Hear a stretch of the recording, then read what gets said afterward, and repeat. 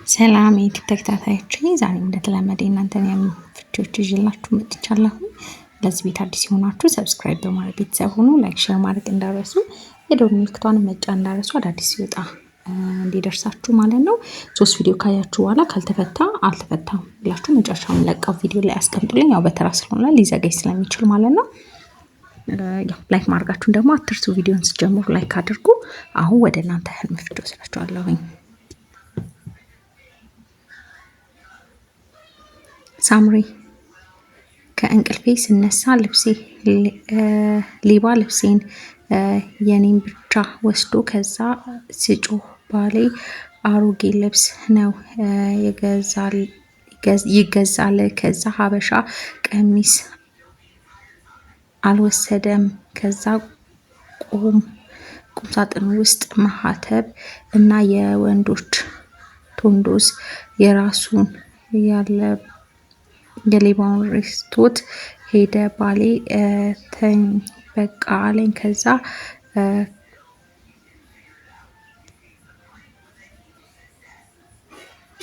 ከፊንጢጣዬ ትል ወጣ። ከዛ ነቃው። እሺ አንደኛ ሌባ ምንም ነገር ሲወስድ ጥሩ አይደለም። ልብስ ደግሞ ጸጋ ነው። በጣም ጥሩ አይደለም ልብስ ሲወሰድ። በደንብ ጸልይ።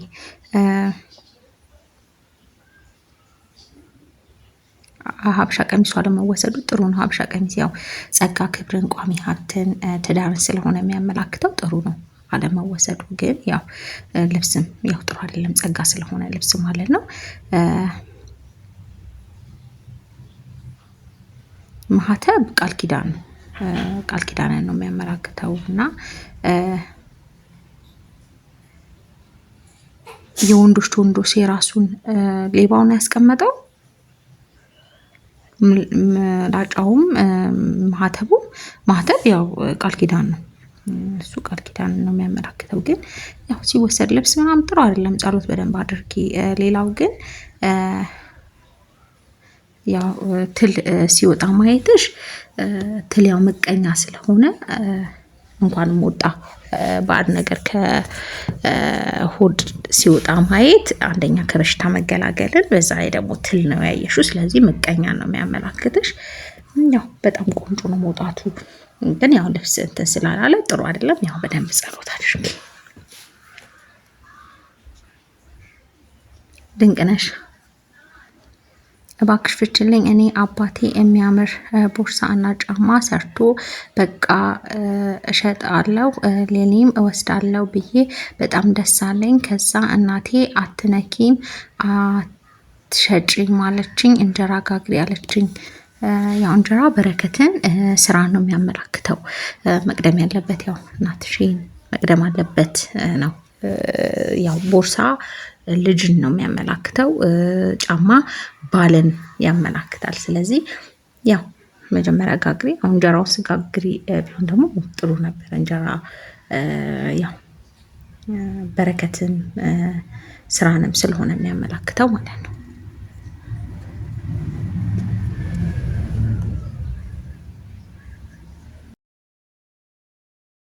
ቃል ኪዳን ሰላም መግድ እንዴት ነሽ? እግዚአብሔር ይመስገን። ህልሙን ያየው የሆነ የማውቀው ልጅ ነው በህልም አለ። ደብረ ሊባኖስ የሚባል ቦታ እዛ ይመስለኛል እና እዛ ነበርን። አንቺ እኔ ጋር አልነበርሽም። ደውዬ የት ነሽ ስልሽ ገበያ ሄጃለሁ እና እቃውን ገዝቼ እየመጣሁ ነው አልሽኝ። በቃ ላግዝሽ መጣሁ ብዬ እየሮጥኩኝ ትልቅ መንገድ አገኘው። መንገዱ ሰው ይወጣል ይወርዳል፣ ሰው በጣም ይበዛበታል።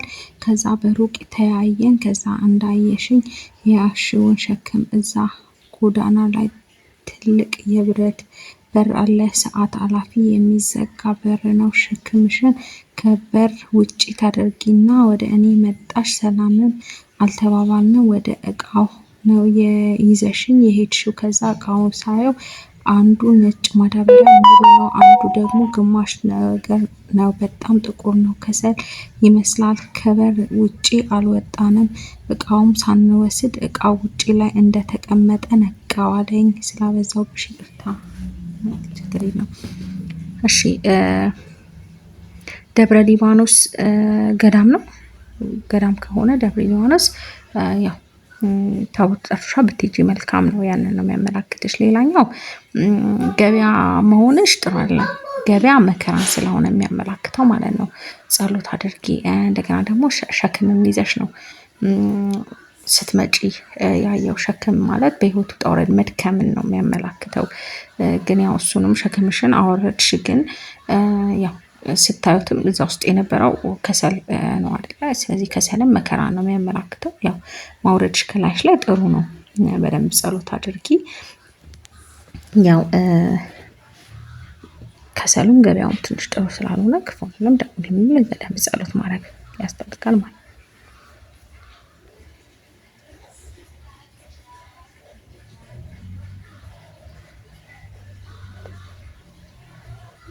ምዕራፍ ሰላም እንዴት ነሽ? እግዚአብሔር ይመስገን። እንደምን ከረምሽ? በህልም የካፌ ወንበር ላይ ተቀምጬ ክብ ጠረጴዛ ተደግፌ በሁለቱም ጆሮዬ ሁለት ስልክ ተደውሎልኝ ሁለቱም እኩል ጆሮዬ ላይ ይዤ ይመስለኛል የሰማው ነበረ። ከዛ ግራ ጆሮዬ የምሰማው ስልክ ጆሮዬ ላይ ዞር አድርጌ ደዋዩን ሳየው የተጣላሁት ፍቅረኛዬ ስም ነው። ከዛ በቀኝ ጆሮዬ በኩል ያለው ስልክ ጮክ ብዬ አወራለሁ። ምን እንደማወራ አላቅም። በግራ እጄ ላይ የደወለው ፍቅረኛዬ እንዲሰማ የሚመስል ሁኔታ ነው የማወራው። ደስ ይለኛል ያወራሁት። ከዛ ቀና ስል የፍቅረኛዬ ዘመድ ጋር ነው ፊት ለፊት የተቀመጥነው። ፍቅረኛዬ ደግሞ ቆሞ የሆነ ነገር እንደሚጠብቅ ሰው ይመስላል። እሱ ዘመዱም ጥቁር ሌዘር ጃኬት ለብሰዋል። በእውነቱ ከዘመዱ ጋር ፕሮሰስ አለ። ምን ይሆን? እሺ ወንበር ክብርን ሹመትን ያመላክታል። ግን ጠረጴዛ ላይ ምን ነበረ? ምግብ ነገር ምንም ነገር የለም። ያው አንቺ ብቻ ተደገፈሽ ስልኩ ማውራቱ ስልክ ጸሎትን ነው። ያው ሲደወል ማንሳት ደግሞ ለጸሎት መልስ ማግኘትን ነው የሚያመላክተው እና በሁለቱም በኩል ነው እንትን ስትያየሽው ያው ለጸሎት መልስ ማግኘትን ነው የሚያመላክትሽ። ያንን ነው የሚያመላክተው። ሌላው ያው መጮህ ካስጨነቀሽ ነገር መገላገልን ያመላክታል። ለጸሎት መልስ ማግኘትን ያመላክታል እና ያንን ነው የሚያመላክትሽ። ጃኬት ጥቁር ሌዘር ጃኬት ለብሶ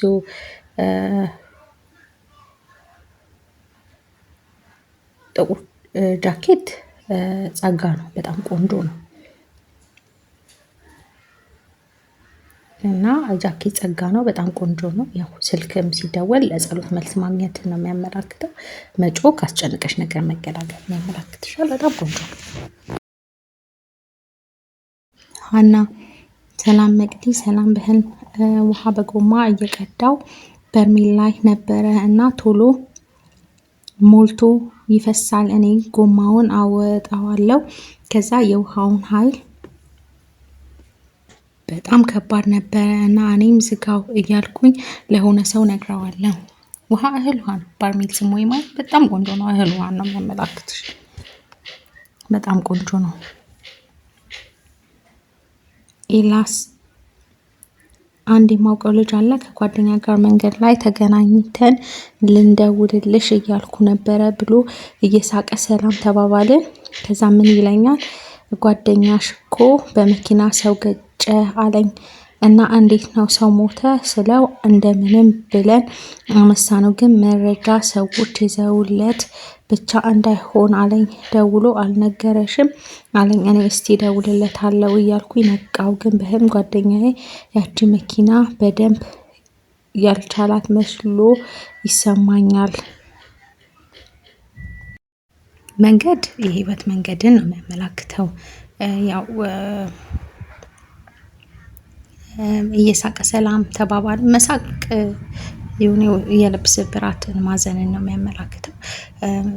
ጓደኛሽ በመኪና ሰው ገጨ አለኝ። ያው መኪና መግጨት ያው አንደኛ መኪና ህይወትን ከመምራት ጋር የተያያዘ ነው። ስለዚህ በዛ በህይወት ከመምራት ጋር የተያያዘ ሆኖ ግን መኪና ሰው መግጨት ግን ህመምን ነው የሚያመላክተው። በሽታ ህመምን፣ ድንገተኛ ህመምን በሽታን ስለሆነ የሚያመላክተው ያው ጥሩ አይደለም። አንቺም ደግሞ በዛ ሰው የህይወት አመራር ወይም ደግሞ በሚሄደው አካሄድ ህይወቱን በሚመራ አካሄድ ትንሽ ቅሬታ እንዳለች ማለት የሆነ አይነት ችሎታ ወይም ደግሞ የሆነ ትክክለኛ ነው ብለሽ እንደማታስቢ ህይወቱን የሚመራበት ሁኔታ ትክክለኛ ነው ብለሽ አለማሰብ ነው የሚያመላክተው። ጸሎት ቢያደርግ መልካም ነው። መሰረት ሰላም መቅዲ በህልም ፍቅረኛ ያለበት ቤት ይመስለኛል እና 3:20 ስር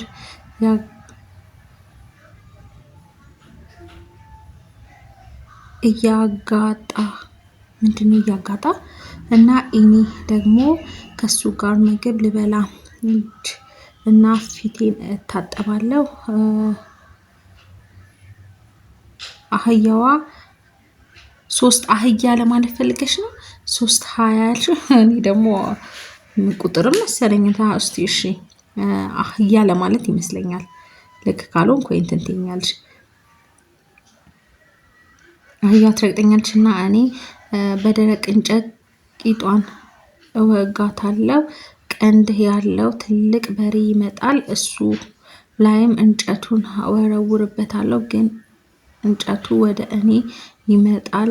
ምን ይኸው መቅዲ ስለምትፈችልኝ አመሰግናለሁ። እሺ በሬ ያው በህልም ጥሩ አይደለም፣ በሬ አጋንንት ስለሆነ ማለት ነው። ጸሎት አድርጊ። አህያ ግን ያው ሀብትን ጥንካሬን ስለሆነ እንትን አትልም፣ ምንም እንትን የለውም። ምግብ ልበላ ምግብ ያው በረከት ነው። ፊትና እጅሽ መታጠብሽ ፈጣሪ በደል ይቅር እንዳለ ከኃጢአት መንጻትን ያመላክታል። ያው በሬ ግን ጥሩ አይደለም። በደንብ ጸሎት አድርጊ። በሬ አጋንንት ነው።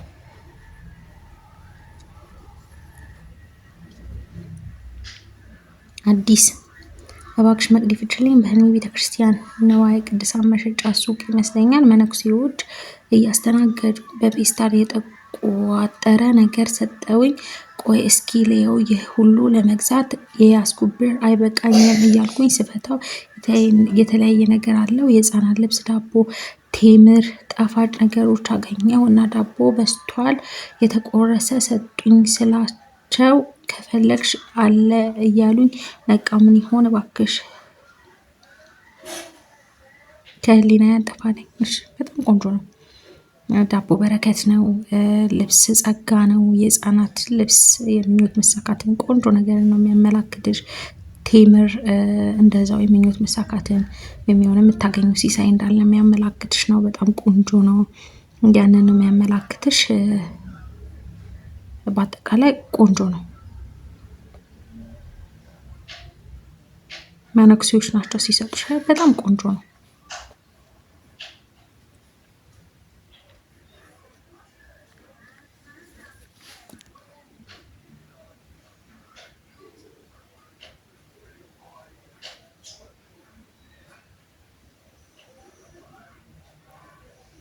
ያሬድ በቁመቴ ልክ የሆነ ጉድጓድ ውስጥ ገብቼ እየቆፈርኩ ድንጋይ እያፈነቃቀልኩ አየሁ። ምንድን ነው? እና ደግሞ በሌላ ጊዜ ጓደኛዬ ከስቶ አየው። ምን ይሆን ይህስ? ክሳት በህልም ቆንጆ ነው። ጥሩ ነው። ተቃራኒ ነው። ቆንጆ ሁኔታ ላይ እንዳለ ነው የሚያመላክት። ይሄ በቁመቴ ልክ ጉድጓድ አበሳ ጭንቀት ነው። ግን የሆነ አንተ ልትችለው የምትችለው ማለት ነው አቅምህ የሚፈቅደው አይነት የሆነ ግን አስቸጋሪ አበሳ ጭንቀት ነው የሚያመላክተው። በዛው እየቆፈር ድንጋይ አፈነቀልኩ አየው።